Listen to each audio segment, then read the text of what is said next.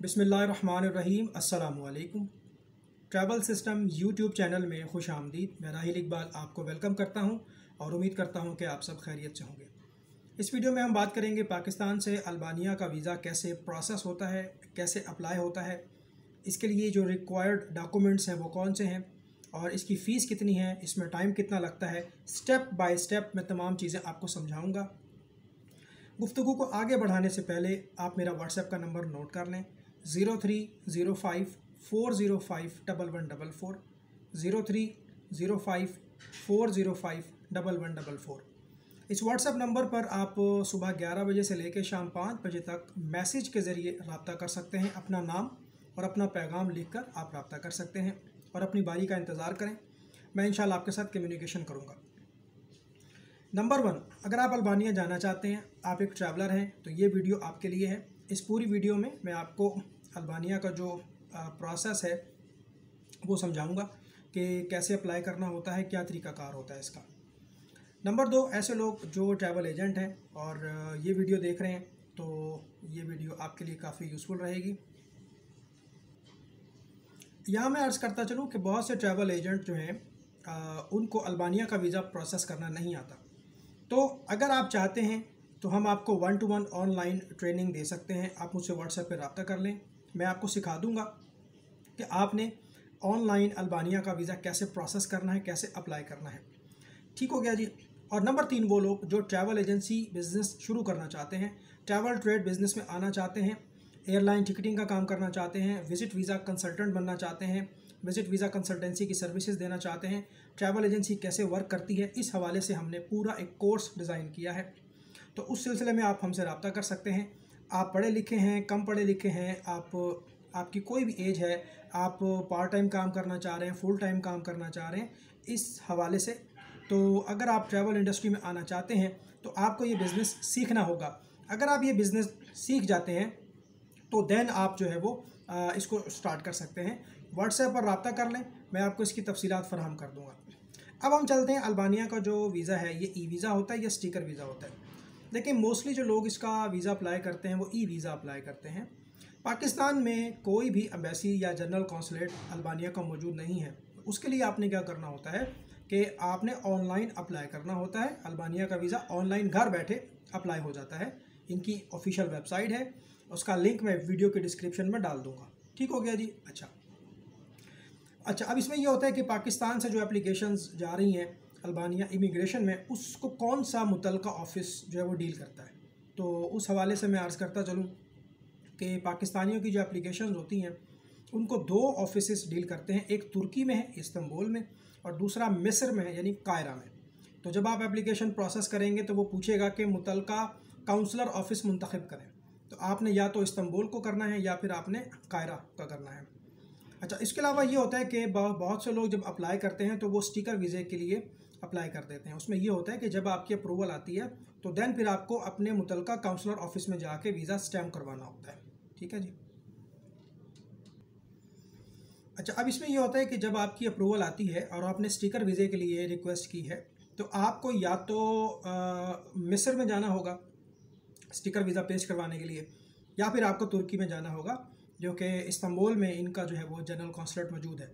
अब मसला ये आता है कि पाकिस्तानियों के लिए, अगर पाकिस्तानियों की अप्रूवल आ जाए तो मिस्र का वीज़ा लेना बहुत मुश्किल होता है और तुर्की का वीज़ा लेना भी बहुत मुश्किल है।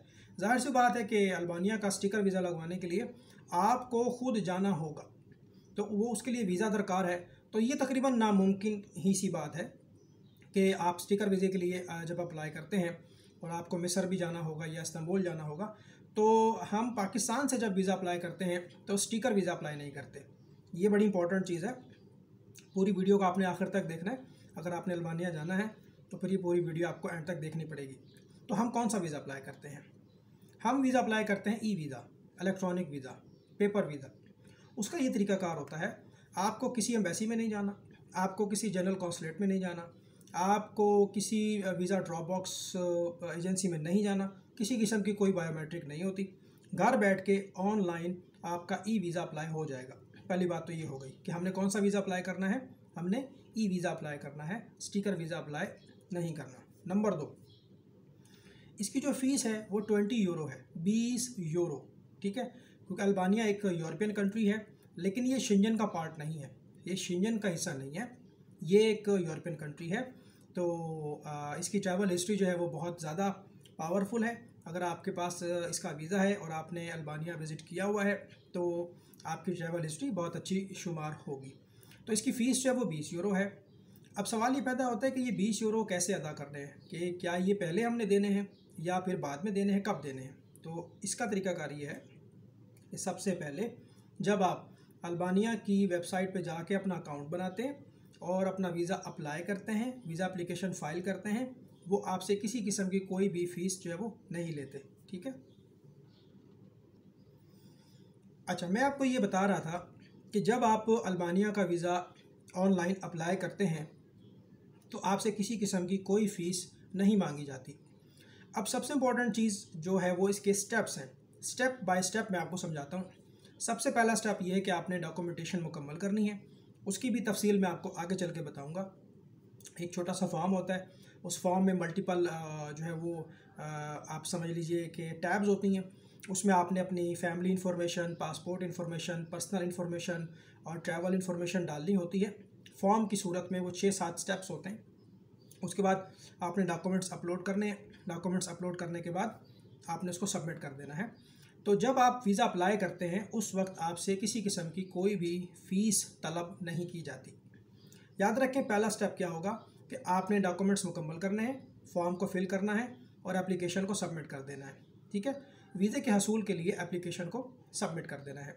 आपसे किसी किस्म की कोई भी फ़ीस अल्बानिया इमिग्रेशन डिमांड नहीं करती।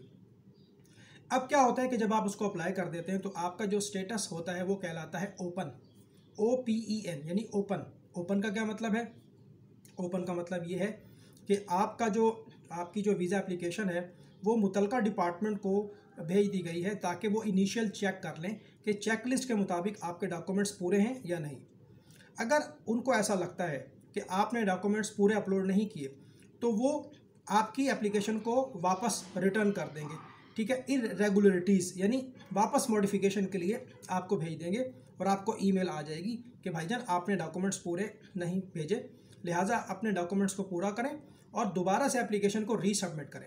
मिसाल के तौर पे आप पासपोर्ट अपलोड करना भूल गए, आप अपनी पिक्चर अपलोड करना भूल गए, आप बैंक स्टेटमेंट अपलोड करना भूल गए, या कोई भी ऐसा पेपर जिन पर उनको लगता है कि ये पेपर जो है वो थोड़ा सा डाउटेबल है या ये ठीक नहीं है या ये सही से अपलोड नहीं हुआ, तो वो आपको ईमेल करेंगे मॉडिफिकेशन के लिए कि भाईजान आप जो है दोबारा से अपलोड करें।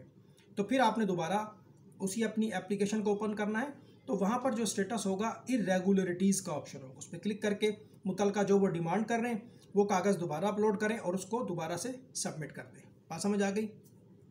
तो दोबारा से आपका स्टेटस ओपन हो जाएगा, OPEN, ओपन। कुछ दिन के बाद जब आपका चेकलिस्ट के मुताबिक वो तमाम डॉक्यूमेंट्स चेक कर लेंगे तो फिर आपको एक ईमेल आएगी कि 20 यूरो जो है वो जमा करवा दें। अब सबसे बड़ा मसला ये है, सबसे बड़ा मसला अल्बानिया वीज़े का यही है कि ये 20 यूरो कैसे अदा करने हैं। पाकिस्तान से आप 20 यूरो अदा नहीं कर सकते, ठीक हो गया जी।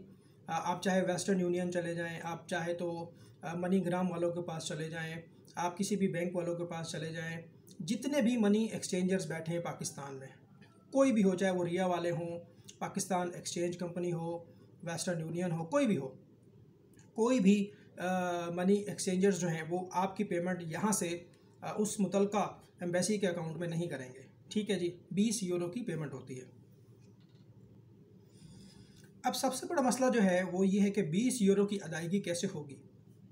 इसकी जो पेमेंट होती है वो थ्रू डेबिट कार्ड या क्रेडिट कार्ड सिर्फ उसी सूरत में मुमकिन है जब किसी बंदे के पास क्रेडाइंस बैंक का, यानी जो बैंक अल्बानिया में है क्रेडाइंस बैंक है, उसका डेबिट कार्ड हो, उसका क्रेडिट कार्ड हो, तो वो पे कर सकता है। या फिर आपका कोई रिश्तेदार, आपका कोई जानने वाला अल्बानिया में हो तो वो मुतलका बैंक में जाके एम्बेसी के अकाउंट में 20 यूरो जमा करवाएगा। उसके बाद एक जो रसीद आपको मिलेगी वो रसीद आपने अपलोड करनी है और उसके बाद दोबारा उसको सबमिट कर देना है। दोबारा से समझ लीजिए, पाकिस्तान से 20 यूरो की पेमेंट नहीं होती। अब ये कैसे होगी?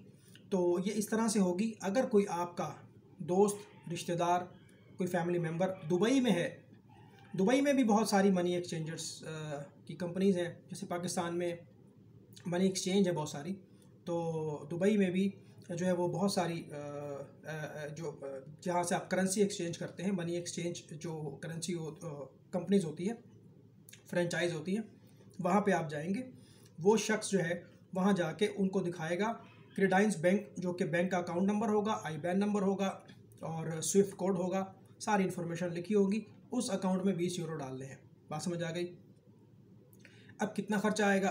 20 यूरो जो है तकरीबन वो आपसे चार्ज कर लेंगे 190 से लेकर 200 दरहम तक। दोबारा से सुने, अगर आपका कोई दुबई में जानने वाला है दोस्त रिश्तेदार, तो वो या तो अपने मोबाइल ऐप से भी कर सकता है, क्योंकि देखें दुबई में जो बैंक है ना, दुबई में जो बैंक हैं वो ऑनलाइन एप्लीकेशन जैसे हमारे पाकिस्तान में होती है, तो वो दुनिया के किसी भी बैंक में पेमेंट भेज सकते हैं।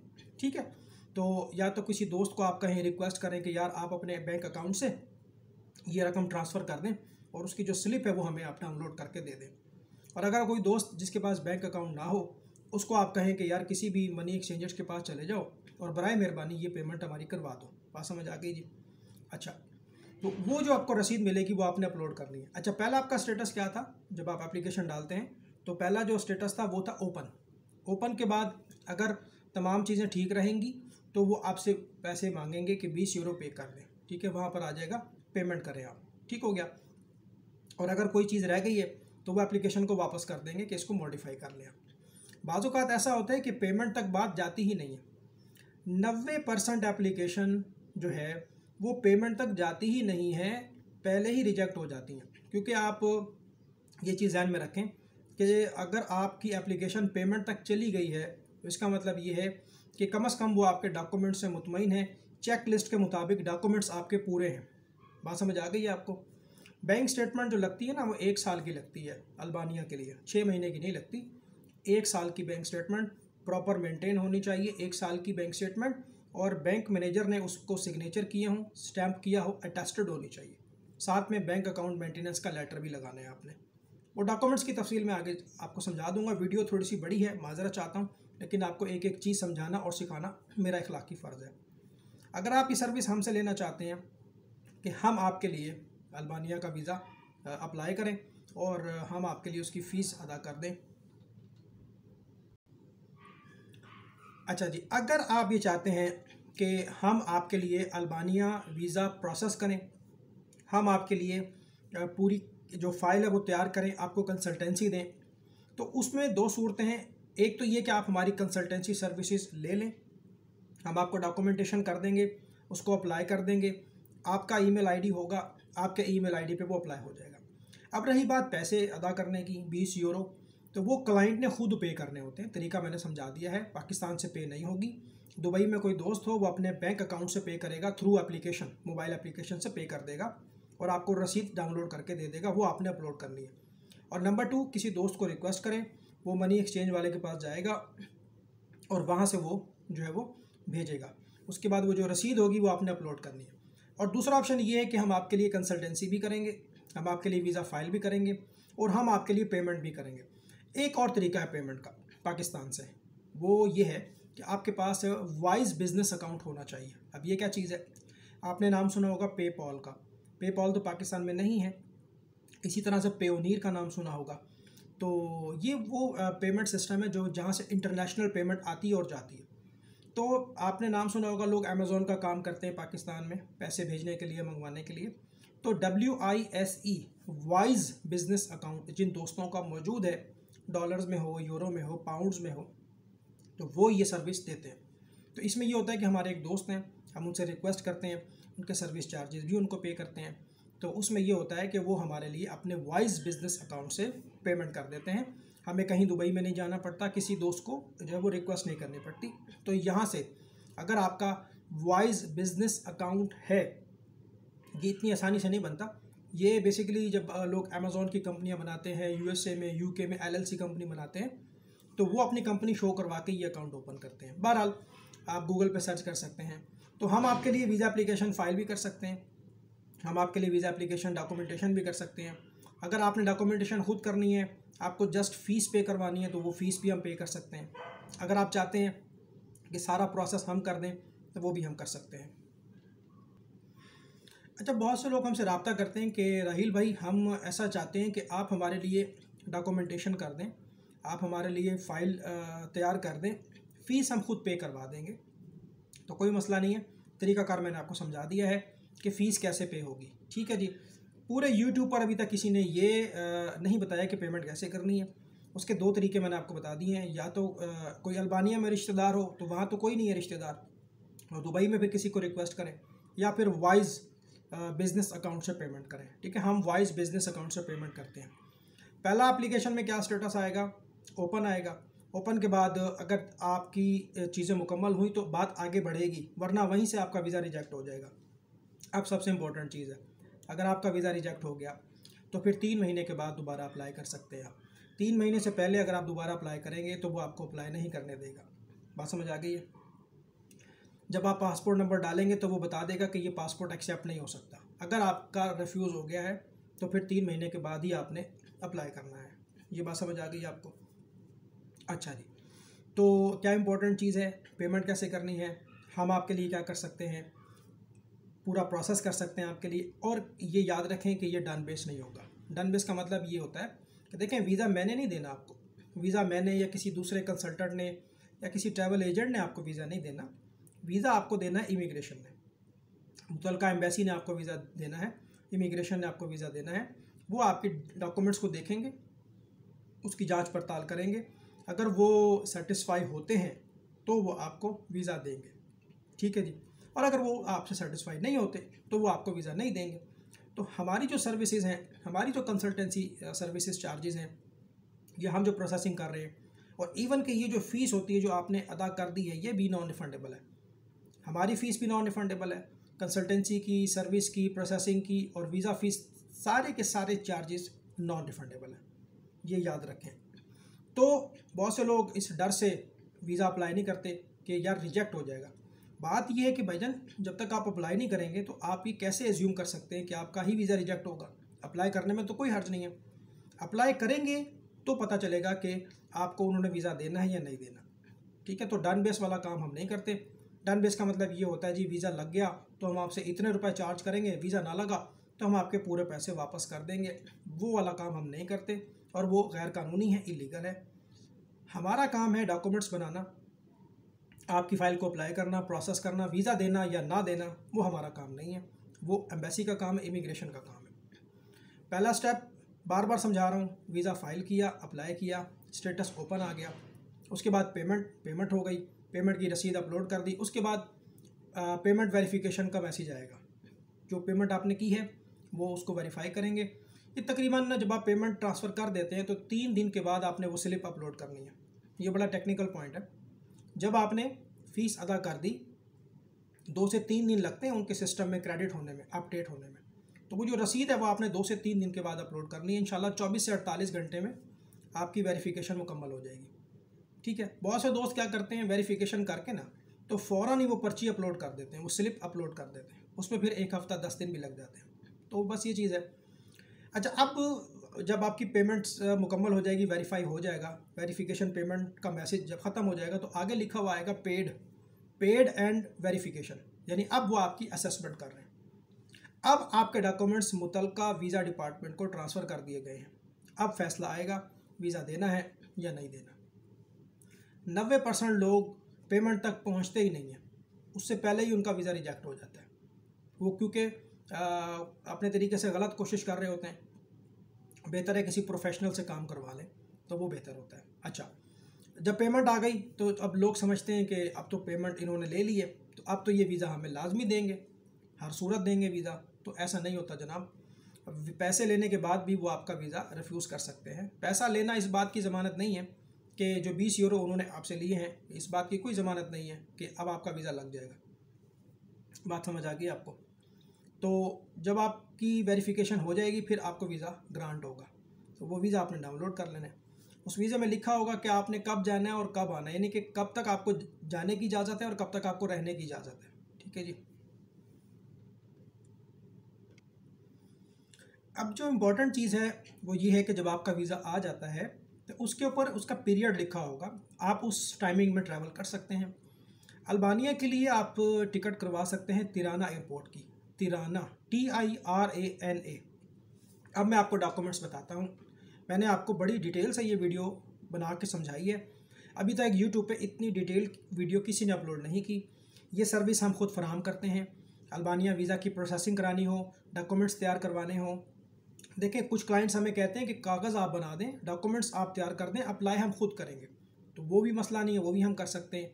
अगर वो कहते हैं जी आप डॉक्यूमेंट्स भी बनाएं और अप्लाई भी कर दें, तो वो भी हम कर सकते हैं। क्लाइंट अगर कहता है कि यार हमारी सिर्फ फ़ीस पे कर दो, बाकी सारा काम हम कर लेंगे, वो भी हम कर सकते हैं। क्लाइंट अगर कहता है यार सारा काम ही आप कर दो, ठीक है, डॉक्यूमेंटेशन भी कर दो, प्रोसेस भी कर दो, वीज़ा फ़ीस भी पे कर दो, वो भी हम कर सकते हैं। सारी सर्विसेज हैं हमारे पास।